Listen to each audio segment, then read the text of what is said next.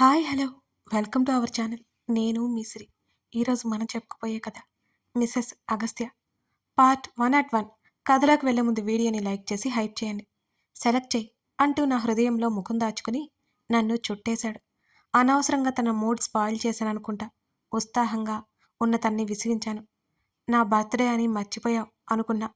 తన జుట్టులో చేతులు పోనిచ్చి నెమ్మదిగా నిమురుతూ అడిగాను. అది మర్చిపోతే ఎలా అనగానే నవ్వేశాను. ఓయ్! నిద్ర వస్తుందా? అని అడిగాను. నాలో తలదాచుకున్న తనని చూస్తూ. నీకు రావట్లేదా? ఈరోజు తమరేమైనా నాకు సర్ప్రైజ్ ఇస్తారేమోనని పగలంతా నిద్రపోయా. రాత్రి మేల్కోడానికి అని మూతి ముడుచుకున్నాను. ఏం కావాలి? చాక్లెటా? బిస్కెటా? నవ్వు దాచుకుంటూ అంటున్నా. తన జుట్టు పీకేశాను. నేనేం చిన్నపిల్లని కాదు ఓకే? చిరుకోపంగా అరిచాను. బిహేవియర్ అలాగే ఉంటుందిలే. అలా అనడంలో తప్పులేదుగా అంటుంటే సైలెంట్గా అలగిపోయాను. నన్ను చుట్టేసి నా చుట్టూ చేతులు బిగించి నిద్రలోకి జారుకున్నాడు అగస్త్య. నేను ఆశ్చర్యపోయాను. ఏమైంది ఇవాళ అనుకుంటూ నెమ్మదిగా తన వైపుకు తిరిగాను. తను నిద్రపోతున్నాడు. నా కౌకిలిలో గాఢమైన నిద్రలో ఉన్నాడు. తన జుట్టు సరిచేసి తన నుదుటి మీద ముద్దు పెట్టుకున్నాను. నా కూతురు మెల్లగా కదులుతుంటే తనని వదిలి వెళ్ళాలి అనిపించలేదు నాకు. మళ్ళీ ఏడ్చి తనకు నిద్రాభంగం కలిగిస్తుందేమో నని నెమ్మదిగా తనని విడిపించుకొని బెడ్ మీదకి వెళ్ళాను. దాని ఆకలి తీర్చి పక్కన పడుకున్నాను. లైట్ ఆఫ్ చేసి కళ్ళు మూసుకున్నాను. ఉదయాన్నే డాడీ నుంచి ఫోన్ కాల్. డాడీ చందన గారిద్దరూ నన్ను విష్ చేశారు. మా వాడి కోసం చూశాను. శరీరానికి చెమటలు చిందిస్తూ ఉండే సమయం అదని వెతక్కుండా ఆగిపోయాను. నా కూతురు లేచి నన్ను లేపడానికి శతవిధాలుగా ప్రయత్నం చేస్తుంది. దాన్ని ముద్దు పెట్టుకుని హత్తుకుని దాని పనులు చేసి వచ్చి నా పతిదేవుడికి దాన్ని అప్పగించి ఫ్రెష్ అవడానికి వెళ్ళిపోయాను. నేను గదిలోకి వచ్చేసరికి ఇద్దరూ లేరు. హాల్లోకి వెళ్ళిపోయారు. నేను రెడీ అయ్యి కిందకి వెళ్ళాను.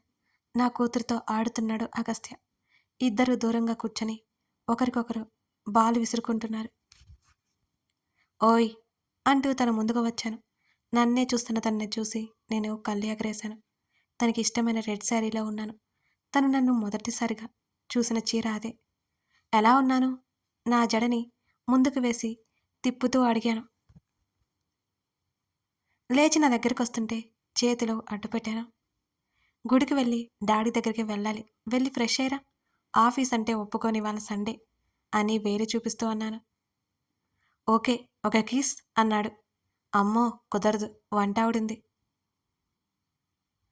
ఇవాళ కుకింగ్ వద్దన్నాను. వర్క్ పూర్తి చేసుకుని వెళ్ళిపోయింది. నా దగ్గరికి వస్తుంటే నేను వెనక్కి అడుగులు వేశాను. నో తను పట్టుకోబోతుంటే దేవుడి గదిలోకి పరిగెత్తాను. తను నవ్వుకుంటూ వెళ్ళిపోతే నా కూతురు నా వెనకాలే వచ్చి అన్నీ పడేయడం స్టార్ట్ చేసింది.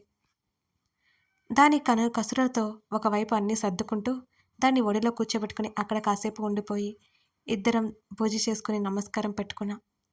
అగస్త్య వచ్చాక ఇద్దరం కారులో గుడికి బయలుదేరాం. తనకి నమ్మకం లేకపోయినా నా కోసం ఎక్కడికైనా వచ్చేస్తాడు. ఇద్దరం గుడికి వెళ్ళి నమస్కారం చేసుకుని కూర్చున్నాం. అటు చూడు అంటూ అగస్త్య భుజం తట్టాను నేను. ఏంటన్నట్టు నేను చూపిస్తున్న వైపు చూశాడు. అక్కడ శ్రీకళ కనిపించి నా కళ్ళని నేనే నమ్మలేకపోయాను. అయితే ఏం చేయమంటావు అని అడిగాడు అగస్త్య. తను శ్రీకళ కదూ, ఇక్కడేం చేస్తుంది? ఆ రామ్ కూడా ఇక్కడే ఉన్నాడా అని చుట్టూ వెతుకుతూ అడిగాను నేను. తెలీదు. అంతకుమించి తను ఏం సమాధానం చెప్పలేదు. నా కూతురికి తీరుబడిగా ప్రసాదం తినిపిస్తున్నాడు. ఆ పక్కనే ఉంది వాళ్ళమ్మ అనుకుంటా. ఆవిడకి బాగా అయిపోయిందా అని అడుగుతూ లేస్తున్న నా చేతిని పట్టుకున్నాడు. Don't dare. తను సీరియస్గా మాట్లాడిన ఆ మాటలకు నాకు భయం వేసి సైలెంట్గా కూర్చున్నాను నేను. అప్పుడప్పుడు తనకొచ్చే కోపాన్ని చూస్తుంటే నాకు నిజంగా భయం వేస్తుంది. శ్రీకళ వాళ్ళ అమ్మ కాసేపు తర్వాత వెళ్ళిపోతూ కనిపించారు. ఈ రామ్ ఏమయ్యాడు? వాళ్ళ ఊసి ఎత్తిన అగస్త్యకి చెప్పలేనంత కోపం వస్తుంది. ఎలా తెలుసుకోవాలి? నేను సైలెంట్గా తనతో పాటు కారులో కూర్చున్నా. తను నన్ను నా మీద కోపడ్డాడని నేను అలిగాను. ఇంటి దగ్గర కారు ఆగగానే లోపలికి నడిచాను. ఆవిని తీసుకుని నా వెనకే వచ్చాడు అగస్త్య. నేను లోపలికి వెళ్ళగానే కనిపించిన దృశ్యం చూసి నా కనులకు పండుగలా అనిపించింది. డాడీకి కొసరి కొసరి వడ్డిస్తూ కనిపించారు చందన. ఆమెను కూడా టిఫిన్‌కి కూర్చోమని డాడీ చెప్తున్నారు. నేను నవ్వుకుంటూ తలుపు కొట్టాను. నేను చూస్తాను మీరు తినండి అంటూ కాస్త పక్కకి రాగానే గుమ్మం దగ్గర ఉన్న నేను కనిపించాను. శ్రీదా, అక్కడే ఆగిపోయావేం? రా అంటూ నా చేతిని పట్టుకుంది. నేను నవ్వుతూ లోపలికి వచ్చాను. నీ ఇంట్లో కూడా నీ పర్మిషన్ కావాలా? చిరుకోపంగా అంది. అంటే మీరు బిజీగా ఉన్నారు కదా, డిస్టర్బ్ చేయడం ఎందుకని ముసిముసిగా నవ్వుకుంటుంటే అర్థం కానట్టు చూసింది నా వంక. హ్యాపీ బర్త్డే టు యూ అంటూ నన్ను హత్తుకుంది. థ్యాంక్ యూ అని చెప్పాను నేను. లోపలికి వచ్చిన అగస్త్యాన్ని పలకరించి టిఫిన్ చేయడానికి పిలిచింది. మేము కూడా టిఫిన్‌కి కూర్చున్నాం డాడీతో పాటు. డాడీ నాకు తినిపిస్తూ మాట్లాడుతున్నారు. డాడీ మిస్ అయిన ఫీలింగ్ నాకు తెలుస్తూనే ఉంది. నేను కూడా డాడీని చాలా మిస్ అయిపోయాను. అగస్త్య మాత్రం నా కూతుర్ని టేబుల్ మీద కూర్చోబెట్టుకుని చక్కగా తినిపిస్తున్నాడు. నవ్వుకున్నాను వాళ్ళిద్దరిని అలా చూసి. మీరు కూడా రండి. చందన గారిని డాడీ పక్కన కుర్చీలో కోలేశాను. ఇప్పటి వరకు శ్రీధ కథనం చూశారు. ఇప్పటి నుంచి అందరి పాయింట్ ఆఫ్ వ్యూలో వచ్చేలా కథ నడుస్తుందండి. ఇది కూడా మీకోసమే. మీకు రెండు కన్ఫ్యూజ్ అవ్వకుండా. ఓకేనా? ఇక రండి. ఒకవైపు అగస్త్య, మరోవైపు ఆనంద్ని చూస్తున్న చందనకి చాలా తృప్తిగా అనిపించింది. పిల్లలకి ఏమిచ్చినా ఇవ్వకపోయినా ప్రేమనివ్వాలి అనిపించింది ఆవిడకి. అందరూ టిఫిన్ చేసిన తర్వాత హాల్లో సోఫాలో సెటిల్ అయ్యారు. ఇవాళ ప్లాన్స్ ఏంటి బేబీ అడుగుతున్న తండ్రి వైపు చూసింది శ్రీధ. ప్లాన్సా? మీ అందరితో టైం స్పెండ్ చేయడమే నా ప్లాన్. ఇవాళ మీకు నా చేతి వంట తినిపిస్తా అని శ్రీధ చెప్పగానే ఆనంద్ ఉలిక్కిపడగా అగస్త్య సీరియస్గా చూశాడు. మ్యారేజ్ అయ్యి 3 ఇయర్స్ తడుముకోకుండా నీకు వచ్చిన ఒక్క వంట పేరు చెప్పు అని అడిగాడు అగస్త్య. శ్రీధ తడబడింది. ఆమె చిట్టి బుర్రని కష్టపెట్టి వంట కోసం వెతికింది. దానికి పర్ఫెక్ట్గా ఏదొచ్చో అంటే ఏది గుర్తు రాలేదు పాపం. నువ్వు నన్ను ఇన్సల్ట్ చేస్తున్నావు తెలుసా? అగస్త్య మీదకి తోసేసింది మూతి ముడిచి. డాడీ మీరు చెప్పండి అని తండ్రి చేతిని పట్టుకుని ఊపేసింది. కూతురికి వంట బాగుందని చెప్పలేడు, బాగాలేదని అంతకంటే చెప్పలేడు. సందిగ్ధంగా కూతురు వైపు చూస్తున్న ఆయన్ని చూసి నవ్వుకుంది చందన. చెప్పండి డాడీ అంటూ మళ్ళీ చేతులు ఊపింది శ్రీధ. నీకు వండడం బాగా వచ్చు అంటే ఇప్పుడే వెళ్ళి వంట చేసి ఏదో ఒకటి పెడుతుంది. రాదు అంటే బాధపడుతుంది. తను అసలు చూడలేడు. ఎలాగో ఆ వంటను తినడానికి ఫిక్స్ అయిపోయి నా బేబీ సూపర్గా వండుతుంది అగస్త్య అని ఆనంద్ చెప్పగానే శ్రీధ కళ్ళు గర్వంతో మెరిసిపోయాయి. భర్త వైపు చూసి మూతి తిప్పింది. అగస్త్య ఏడు చావులే అన్నట్టు ఆమె వైపు చూశాడు. మీరెవరూ నమ్మట్లేదు కదూ? ఏడుపు మొహం పెట్టుకుంది శ్రీధ. ఏం పర్లేదు, నీకు నేను నేర్పిస్తాను కదా అని చందన చెప్పడంతో శ్రీధ కనులు మరోసారి మెరిశాయి. పదండి వెళ్దాం అంటూ శ్రీధ తొందర చేస్తుంటే, బేబీ ఇప్పుడే కదా టిఫిన్ చేశావు, కాసేపు రెస్ట్ తీసుకో, అవి నా దగ్గర ఉంటుంది అంటూ పాపం తీసుకుని గదిలోకి వెళ్ళిపోయారు ఆనంద్. అగస్త్య కూడా అక్కడి నుంచి శ్రీధ రూమ్లోకి వెళ్ళిపోతే అక్కడి నుంచి లేచి చందన పక్కన కూర్చుంది శ్రీధ. ఎలా ఉన్నారు అని అడిగింది ఆమెనే చూస్తూ. చూస్తున్నావు కదా అని ఆమె చిన్నగా నవ్వింది. మీరు సంతోషంగా ఉన్నారు కదూ? చాలా సంతోషంగా ఉన్నాను. బ్యాంక్కి వెళ్తున్నారా? వెళ్తున్నాను అని చెప్పింది. మా డాడీ మిమ్మల్ని బాగా చూసుకుంటున్నారా? అడగాల వద్దన్నట్టు అడిగింది. ఏమైంది నీకు? ఎందుకు ఇలా అడుగుతున్నావు అని చందన అడుగుతుంటే ఆమె చేతిని పట్టుకుని మీరు సంతోషంగా ఉండలేకపోతే నన్ను నేను క్షమించుకోలేను అని శ్రీధ చాలా ఎమోషనల్గా చెప్పింది. ఏయ్ పిచ్చిపిల్ల, ఎందుకు అలా అనుకుంటావు? నీకు తెలియకుండానే నాకు చాలా ఉపకారం చేశావు. నేను చాలా సంతోషంగా ఉన్నాను. ఎవరూ లేని నాకు మీరంతా ఉండేలా చేశావు కదా అంటూ శ్రీధ చెంప మీద చేయి వేసి చెప్పింది చందన. శ్రీధకు చెప్పలేనంత సంతోషంగా ఉంది ఆవిడ మాటలు విన్న తర్వాత. వెంటనే ఆమె మెడ చుట్టూ చేతులు వేసి ఆమె భుజం దగ్గర ముఖం దాచుకుంది. థ్యాంక్ యూ సో మచ్ అంటుంటే చందన చిన్నగా నవ్వి శ్రీధ తల నిమిరింది.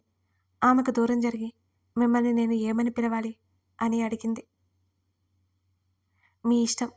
చందన పుచ్చారు కదిలించింది. మీరేమో నాకంటే కొంచెమే పెద్ద, మిమ్మల్ని మమ్మీ అని చేసి మీ ఏజ్ పెంచలేను అంటూ ఏడుపు మొహం వేసింది శ్రీధ. అయితే పేరు పెట్టి పిలిచే అంటూ నవ్వింది చందన గట్టిగా. ఏంటి పేరు పెట్టా? అప్పుడు మా డాడీ నా తల మీద ఒక్కటిస్తారు. బేబీ నా వైఫ్ని పేరు పెట్టి పిలుస్తావా? తప్పు కదూ అంటారు. అప్పుడు నేను ఏమని సమాధానం చెప్పాలి చెప్పండి మీరు అని అడిగింది శ్రీధ. శ్రీధ మాటలు భలే నచ్చాయి చందనకి. ఇంకా చిన్నపిల్లలా అనిపిస్తోంది ఆమెకి. అలా చిన్నపిల్ల కాదు, ఎంత పెద్ద మనస్తత్వం ఉంటే తన తండ్రికి అతని సంతోషం కోసం మళ్ళీ పెళ్లి చేయాలనుకుంటుంది. శ్రీధని ముచ్చటగా చూసింది.